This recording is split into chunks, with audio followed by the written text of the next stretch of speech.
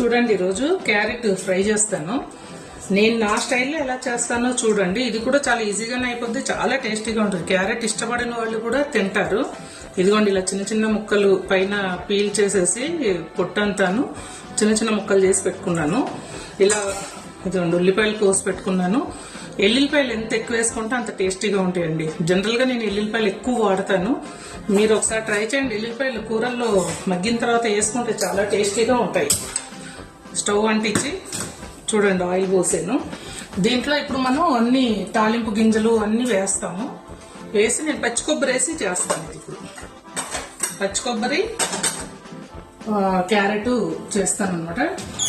చూడండి ఎంత టేస్టీగా ఉంటుందో. మీరే ఒకసారి చేసుకొని తినండి. ఒకసారి కొంచెం టైం పడుతుంది, కట్ చేయడానికి మాత్రం చాలా టైం పడుతుందండి. ఒక అర కేజీ క్యారెట్ కట్ చేయడానికే ఒక హాఫ్ అన్ అవర్ పైనే పట్టింది నాకు. శనగపప్పు, మినప్పప్పు, ఇందులో నేను జీలకర్ర వేయను. ఆవాలు కొంచెం వేసుకోండి. ఎండుమిర్చి,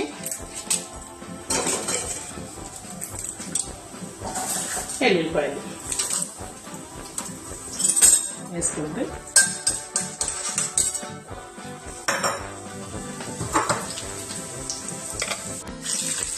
ఇది చక్కగా వేగనియండి.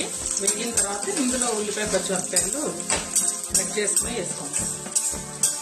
సిమ్లో పెట్టి ఏవైనా సరే ఫ్రైలు మీరు సిమ్లో పెట్టి చేసుకోండి. చాలా టేస్టీగా వచ్చి మంచిగా వస్తాయండి. వేగుతాయి కూడా బాగా.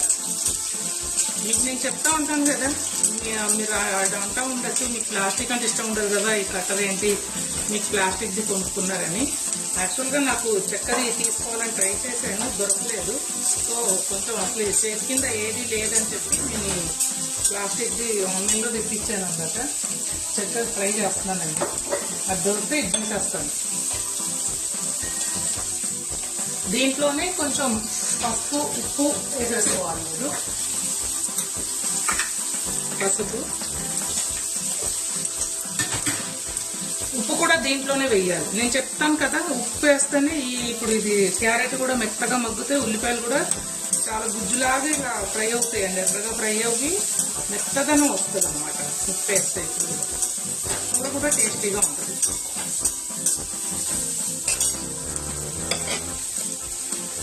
సరిపడా ఉప్పు అయితే వేసేసుకోండి. ఏమైనా తక్కువ అయితే తర్వాత కలుపుకుందరు. కానీ కొలుత అయితే ఏం చెప్పట్లేను, నేను మేము తినే సరిపడా వేసాను. యాక్చువల్గా మీరు అనుకుని ఉంటారు డాక్టర్ గారు రెస్ట్ తీసుకోమని అంటే ఇలా వీడియోలు చేస్తాను. ఏం లేదండి, అలా బెడ్ మీద పడుకుంటూ ఉంటే నాకు కూడా చాలా ఎక్కువ వర్క్ చేసి అలవాటు అయిపోయి అలా ఉండలేకపోతున్నాను. సరే కనీసం వంటన్నా చేద్దాము అని చెప్పి ఆ వంట చేస్తా మీతోటి షేర్ చేస్తున్నాను. ఇది ఒక్కటే నేను చేసే పని. మిగిలిన మా పిల్లలే చేసేస్తున్నారు. జస్ట్ వంట ఒకటైనా నేను చేస్తానులేమ్మా అని చెప్పి అన్ని వాళ్ళు కట్ చేసి అన్ని రెడీగా ఇస్తే జస్ట్ ఇలా గరిడి విప్పేస్తున్నాను అనమాట నేను. అంతే. ఇదిగోండి ఇలా వేసేసి దీన్ని మూత పెట్టేసేయండి. ఇలా మధ్య మధ్యలో మూత తీసి కలుపుతూ ఉండండి. నేను బాగా సిమ్లో పెట్టేసాను. ఈ బాగా మగ్గాక ఇందులో పచ్చి కొబ్బరి వేస్తాను.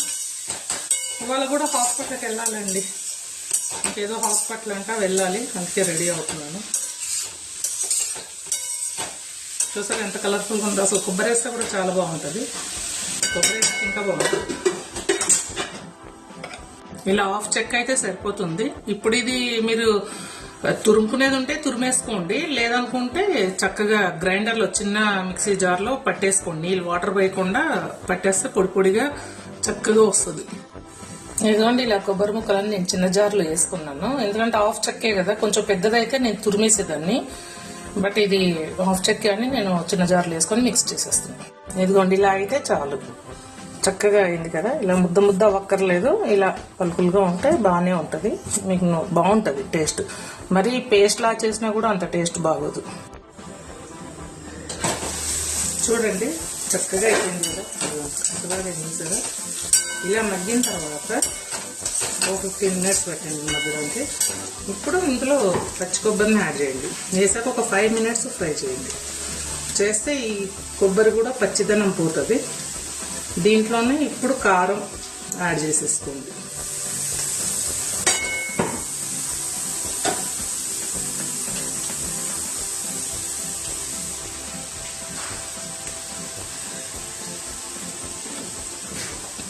ఏమన్నా కారం కొంచెమే వేసుకోండి, 1 స్పూన్ తోటి.